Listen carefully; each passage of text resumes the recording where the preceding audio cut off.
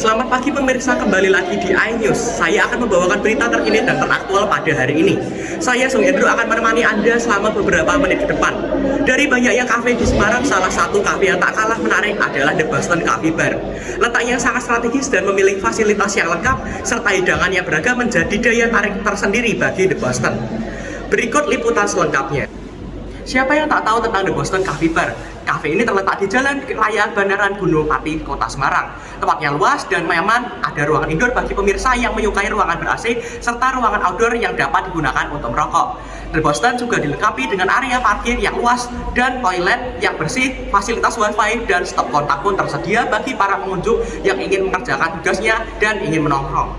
Kafe ini dapat digunakan setiap hari mulai dari jam 10 pagi hingga jam 12 malam. Tentunya The Boston juga menawarkan berbagai variasi menu makanan dan minuman western. Terdapat makanan ringan dan makanan berat. Dan selain itu, The Boston juga merupakan spesialis kopi bagi para pemirsa yang tidak meminum kopi di sini. Juga ada selain kopi yaitu mocktails, coklat, minuman rasa lainnya.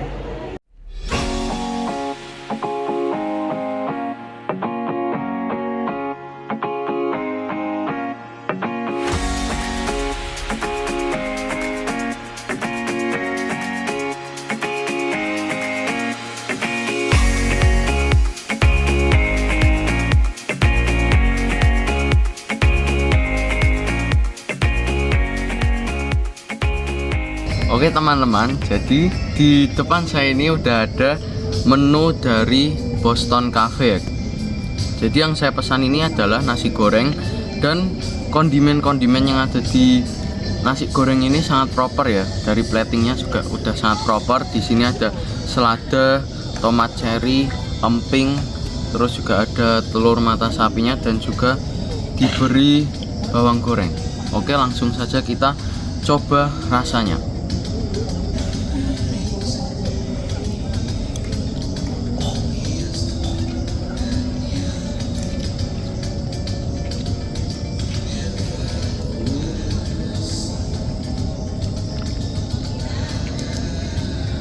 Jadi menurut saya nasi goreng ini rasanya rempah yang digunakan seperti bawang merah, terus bawang putih, dan juga rasa pedas dari lada dan juga cabenya itu berasa banget ya.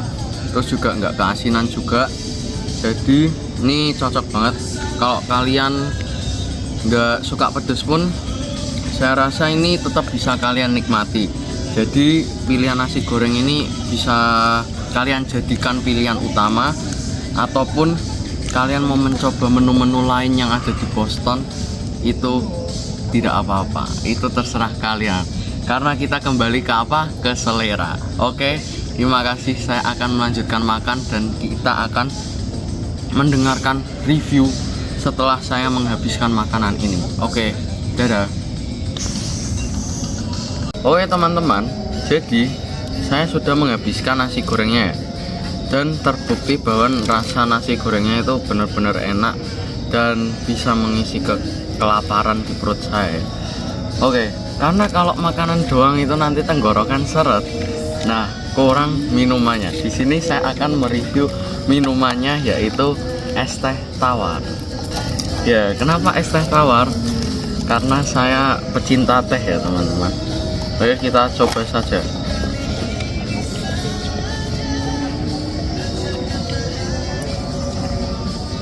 Ini rasa es teh tawarnya nggak terlalu, aromanya tuh nggak hilang gitu ya teman-teman, karena tertutup es gitu nggak. Tapi aroma dari es teh tawarnya ini masih ada, dan saya rasa ini menggunakan jasmine tea karena ini sangat enak dan bau atau aroma jasminnya itu sangat keluar.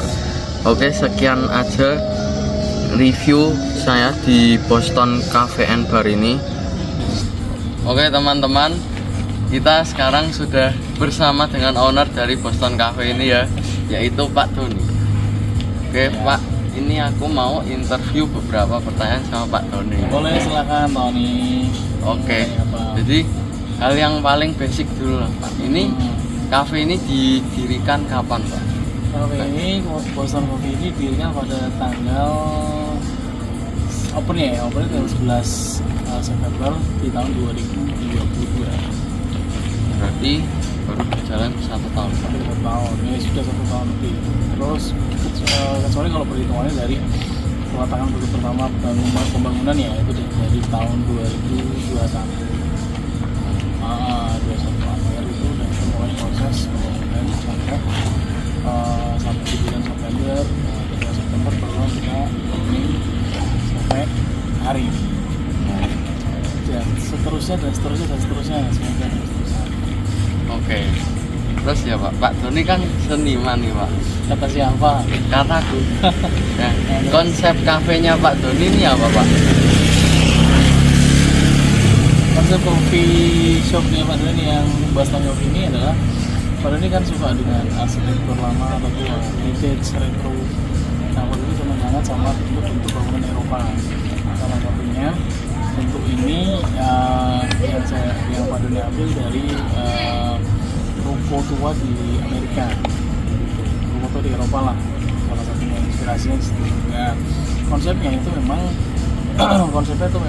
mengambil bangunan-bangunan tua yang ada di Eropa sana. Terus kita coba bikin bangunan itu di sini sekarang. Ya. Oke. Terus berhubung ini kan kafe pasti ada makanan sama minumannya kan Pak. Iyalah. Nah, makanan dan minuman yang Pak Doni paling approve dan rekomend di sini apa Pak? Yang andalan Pak? Nah di sini tuh coffee and bar. Jadi coffee and bar maksudnya adalah bukan hanya kopi aja, bukan kopi susu, klasik kopi itu enggak, tapi di sini ada mixologist. Jadi ada kayak mocktail gitu, kopi mocktail. Terus varian-varian yang lainnya itu banyak dan cukup rekomendasi banget buat teman-teman yang belum pernah nyobain kopi mocktail. Terus makanan juga sama, ada single burger dan western dan macam-macam. Oh, oke. Yang terakhir nih Pak, aku kan pernah lihat-lihat di IG-nya Boston sama IG-nya Pak Doni juga, itu ada promo potongan harga buat pelajar kan Pak? Iya. Berapa persen gitu. Nah, itu bisa dideskripsiin nggak Pak? Biar teman-teman yang ada di rumah itu tertarik buat ke Boston juga. Oke, nah jadi teman-teman yang mahasiswa baru dan teman-teman Karangturi, SMA Karangturi, kalian bisa datang ke sini dan dapat 20% diskon dari kami. Jadi itu sampai akhir tahun. Berarti sampai penutupan tahun 2023 Ya, ini ya Pak? benar. Oh, oke. Ya. Cukup sekian sih Pak. Ya. Oke, terima kasih Pak Doni. Thank you. Thank you. Sekarang kita akan melihat ulasan makanan yang baru saja dibahas dari sisi biologi. Baik, saat ini saya sudah terhubung dengan Jeremy dan Vincent untuk menjelaskan mengenai unsur biologis, kandungan, dan manfaat dari makanan ini. Nasi goreng 300 kalori, 6 gram protein, 15 gram lemak, 50 mg kolesterol, 31 gram karbohidrat, 3 gram serat, dan 120 mg natrium. Kandungan tomat. Tiap 100 gram tomat mengandung kalori 20 kal, protein 1 gram, lemak 0,3 gram, karbohidrat 4,2 gram, kalsium 5 mg, karoten dalam kurung vitamin A 1500 SL, tiamin dalam kurung vitamin B 60 mikrogram, asam ascorbat dalam kurung vitamin C 40 mg, fosfor 27 mg, zat besi 0,5 mg, potasium 360 mg.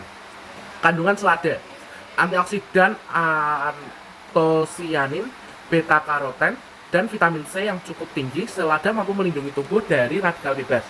Kandungan timun, energi 15 kalori, karbohidrat 3,64 gram, protein 0,65 gram, lemak total 0,11 gram, serat 0,50 gram, folat 7,00 mikrogram, niacin 0,098 mg, asam plantontenat 0,25 mg, piridoksin 0,040 mg, riboflavin 0,033 mg, tiamin 0,027 mg, vitamin A 105,00 IU, vitamin C 2,80 mg, vitamin E 0,03 mg, vitamin K 16,40 mikrogram. Kandungan telur, kandungan mineral telur hampir sama dengan kandungan mineral dalam susu. mineral yang terkandung dalam telur yaitu besi, fosfor, kalsium, tembaga, yodium, magnesium, mangan, potasium, sodium, zinc, klorida, dan sulfur. Kuning telur cukup tinggi kandungan kolesterolnya. Kandungan es teh tawar, energi 2 kcal, protein 0,02 gram, lemak 0 gram, karbo 0,67 gram. Lalu ada manfaat. Manfaat dari nasi goreng adalah menjadi sumber energi yang baik, kaya akan protein, mengandung serat pangan, kaya akan antioksidan. Lalu ada manfaat dari tomat, yaitu rendah kalori, kaya serat, yang membantu menjaga rasa kenyang lebih lama. Lalu ada manfaat selada, yaitu menjaga hidrasi kulit, mengoptimalkan kekuatan tulang, mengoptimalkan penglihatan, menurunkan kadar kolesterol, membantu menurunkan berat badan, menjaga kesehatan jantung, menurunkan tekanan darah. Lalu ada manfaat dari timun, yaitu mencegah dehidrasi, memiliki gizi yang tinggi, memberikan efek dingin, tinggi antioksidan, mencegah sembelit, dan menjaga kesehatan jantung, dan melindungi tubuh dari kanker, dan mengandung indeks glikemik yang rendah. Lalu ada manfaat dari telur itu sendiri, sumber protein, vitamin, kalori, dan berbagai jenis mineral lainnya. Lalu ada manfaat dari kita minum es teh tawar, yaitu membuat tubuh menjadi lebih rileks. Kemudian, efek samping terlalu banyak mengonsumsi nasi goreng. 1. Menambah kadar kolesterol buruk dalam tubuh dan akan menurunkan jumlah kolesterol baik dalam tubuh. Kemudian, efek terlalu banyak mengonsumsi tomat, batuk, bersin, kulit gatal, muncul ruam kulit, sensasi gatal di tenggorokan, pembengkakan pada wajah, mulut, dan lidah, hingga sesak nafas. Lalu, efek samping terlalu banyak mengonsumsi selada, sesak nafas, sakit kepala, keringat berlebihan, dan kaku otot. Lalu ada efek samping dari terlalu banyak mengonsumsi timun.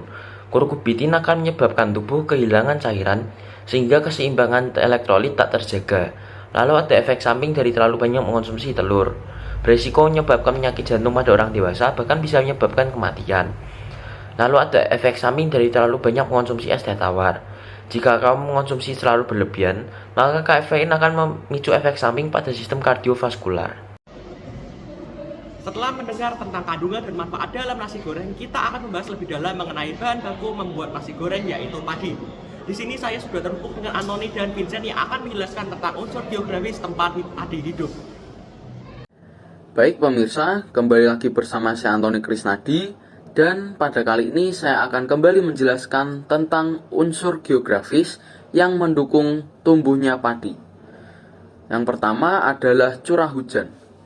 Agar padi tumbuh dengan baik, padi memerlukan curah hujan yang cukup tinggi, kurang lebih antara 1.500 sampai 2.000 mm per tahun, dengan ketinggian lokasi penanaman padi yang baik berkisar 650 sampai 1.500 meter di atas permukaan laut pada suhu 22,5 derajat Celcius, atau dapat berada di lokasi dengan ketinggian 0 sampai 650 meter di atas permukaan laut pada suhu 22,5 derajat Celcius hingga suhu 26,5 derajat Celcius. Lalu, kelembapan udara juga sangat berpengaruh dengan tumbuhnya padi. Kelembapan udara yang baik untuk menanam padi biasanya berkisar antara 70 hingga 90%. Padi membutuhkan lingkungan yang lembab untuk pertumbuhannya yang optimal. Oleh karena itu, padi biasanya ditanam di daerah yang memiliki iklim tropis atau iklim subtropis. Karena daerah-daerah ini umumnya memiliki suhu yang tinggi, curah hujan yang cukup, dan musim kering yang pendek. Beberapa contoh negara dengan produksi padi yang signifikan diantaranya adalah Indonesia, India, China, Vietnam, dan juga Thailand. Padi biasanya ditanam di daerah dataran rendah. Mengapa padi suka ditanam atau cocok ditanam di dataran rendah? Karena tanaman padi lebih suka kondisi lahan yang datar atau sedikit miring, karena air dapat dengan mudah menggenangi sawah. Dataran rendah juga memberikan kondisi yang cocok untuk irigasi dan pengelolaan air yang efisien untuk pertumbuhan padi. Penjelasan selanjutnya mengenai unsur geografis yang mendukung pertumbuhan padi akan dilanjutkan oleh rekan saya yaitu Vincentius Kristiawan. Untuk menanam padi pasti diperlukan tanah dan air yang baik supaya padi menjadi subur. Yang diperlukan adalah tanah lempung berpasir atau tanah berlanau. Tanah ini memiliki kemampuan yaitu untuk mempertahankan air dan nutrisi dengan baik. Yang penting untuk pertumbuhan padi. Selain itu, kesediaan bahan organik di tanah juga dapat meningkatkan kualitasnya untuk tanaman padi itu sendiri. Yang kedua ada kadar pH air yang baik untuk pertumbuhan padi berada di kisaran 5,0 hingga 7,5. Tanaman padi umumnya tumbuh baik dalam kondisi sedikit asam hingga netral.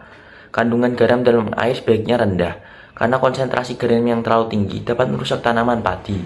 Padi tumbuh optimal pada air dalam keadaan suhu 20 Celcius hingga 37 Celcius. Suhu yang terlalu rendah atau tinggi dapat mempengaruhi pertumbuhan tanaman. Lalu, ada air yang dibutuhkan untuk pertumbuhan padi juga harus mengandung nutrisi seperti nitrogen, fosfor, kalium dalam jumlah yang seimbang untuk mendukung pertumbuhan padi. Nutrisi ini penting untuk pembentukan tanaman yang sehat.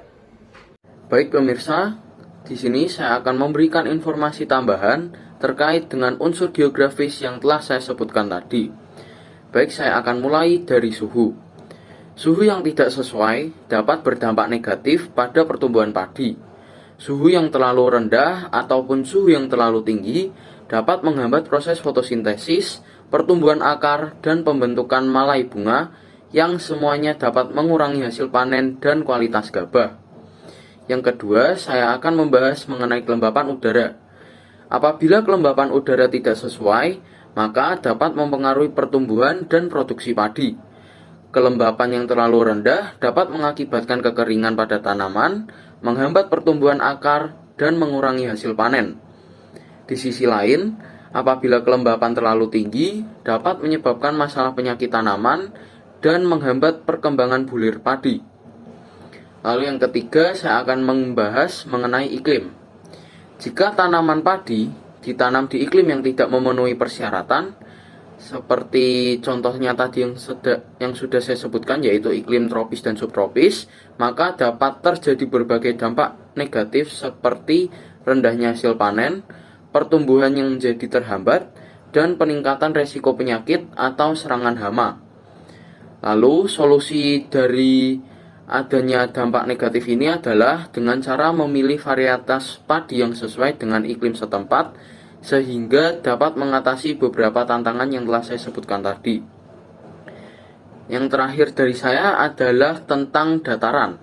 Jika padi ditanam di dataran yang tidak sesuai, bisa mengakibatkan pertumbuhan menjadi terhambat, hasil panen rendah, atau bahkan menjadikan kegagalan panen. Nah, maka dari itu sesuaikan lokasi penanaman dengan persyaratan padi untuk mendapatkan hasil yang terbaik. Untuk informasi tambahan selanjutnya, saya serahkan kepada rekan saya yaitu Vincentius Kristiawan. Baik, saya akan melanjutkan informasi tambahan dari rekan saya, Anthony. Yang pertama, tanah tidak sesuai dapat mempengaruhi pertumbuhan dan hasil panen padi itu sendiri. Tanah yang terlalu liat atau terlalu berpasir dapat membatasi penyediaan air dan nutrisi untuk tanaman. Kesesuaian pH tanah juga penting. Tanah yang terlalu asam atau terlalu basah dapat menghambat penyerapan nutrisi oleh tanaman.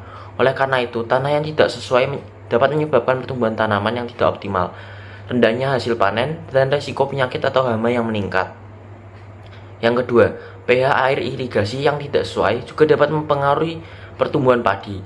Jika pH air terlalu rendah atau asam, atau terlalu tinggi yaitu basah, dapat menghambat penyerapan nutrisi oleh tanaman. Ini dapat mengakibatkan defisiensi nutrisi pada padi, pertumbuhan yang terhambat, dan akhirnya rendahnya hasil panen itu sendiri. Jika nutrisi dalam air irigasi juga tidak terpenuhi, maka kebutuhan padi tanaman dapat mengalami defisiensi nutrisi lagi. Ini akan dapat menghambat pertumbuhan dan perkembangan tanaman itu sendiri, mempengaruhi produksi bunga dan buah atau biasa disebut dengan gabah pada padi, serta dapat menyebabkan warna daun yang tidak normal. Defisiensi nutrisi dapat berdampak negatif pada hasil panen dan kualitas gabah itu sendiri.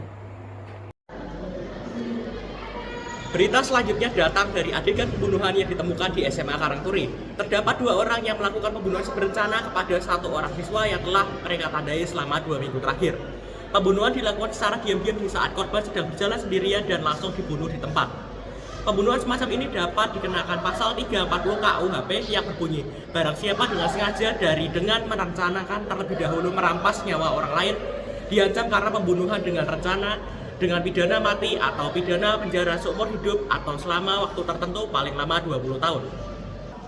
Berikut adalah reka adegan dari kejadian di atas.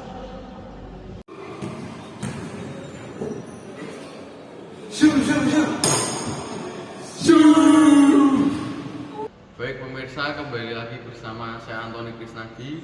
Di sini saya sudah berada di Balai Pengamanan dengan para tersangka. 2 orang pelaku pembunuhan berencana sudah diamankan oleh polisi. Dan kabarnya akan disidang atau dihakimi nanti pukul 10 WIB di Balai Persidangan. Terima kasih, kembali ke studio. Demikian kabar untuk hari ini, tim liputan iNews.